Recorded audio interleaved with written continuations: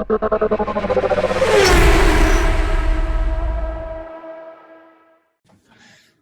and welcome back to the Mechanics YouTube channel. This week I'm flying solo. Rick's got man flu. I'll try my best to do a good episode. We're going to try and get as far with this engine removal as we can, and we'll have a chat about the head. Seems to be a popular question at the minute. Why are we not using a K20 head? But we'll explain that later. Right, let's start pulling it apart.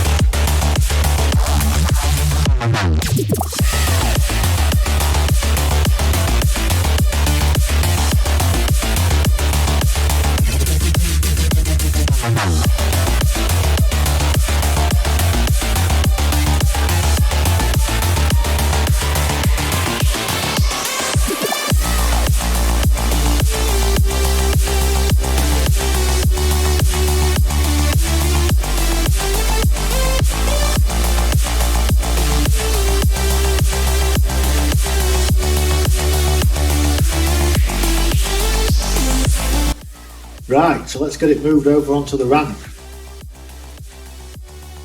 Okay, so she's finally on the ramp. Pretty hard to push on your own when the brakes are binding a bit, but she's up here nevertheless.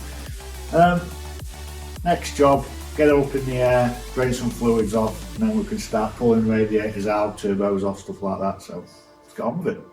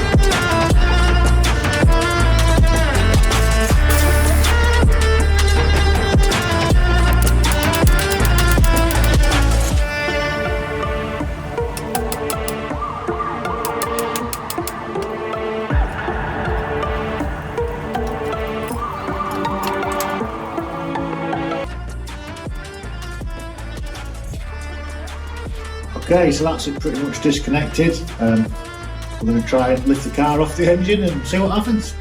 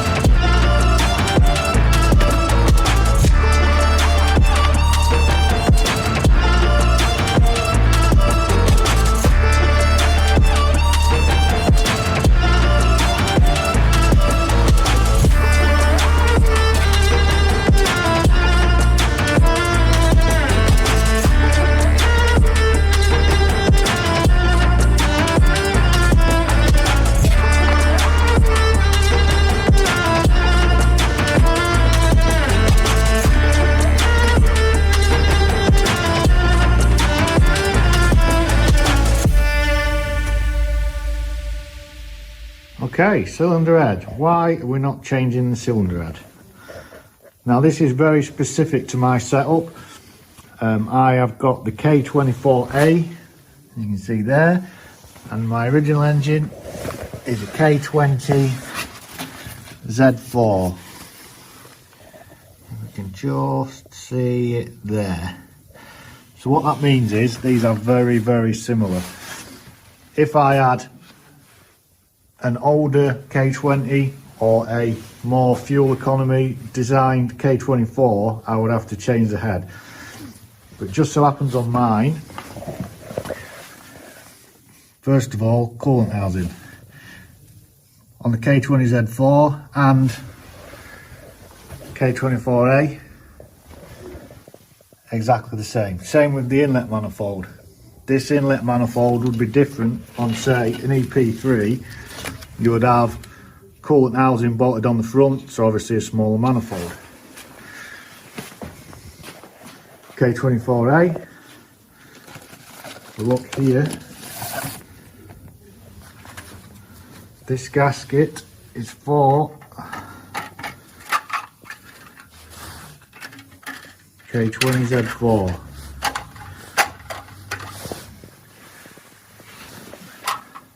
As you can see, perfect match.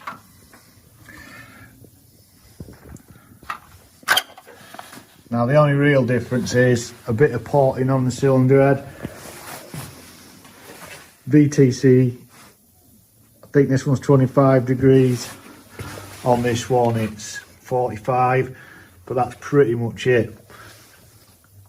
Because I have got such a lot of similarities and I don't need to try and get as much airflow as possible, the slight bit of porting on the K20 Z4 isn't really going to affect me. My air's going in under pressure anyway, so yeah, that isn't going to affect me at all. But like I say, it's only specifically for the reason is I have got the K20 Z4 and the K24A. If you've got a different, so if you've got an EP3 with a different K20, or you buy the non-JDM imported K24A, then you will probably be swapping the head over. If you notice on this dual stage VTEC, intake and exhaust, obviously low cam, high cam, low cam, high cam, intake and exhaust.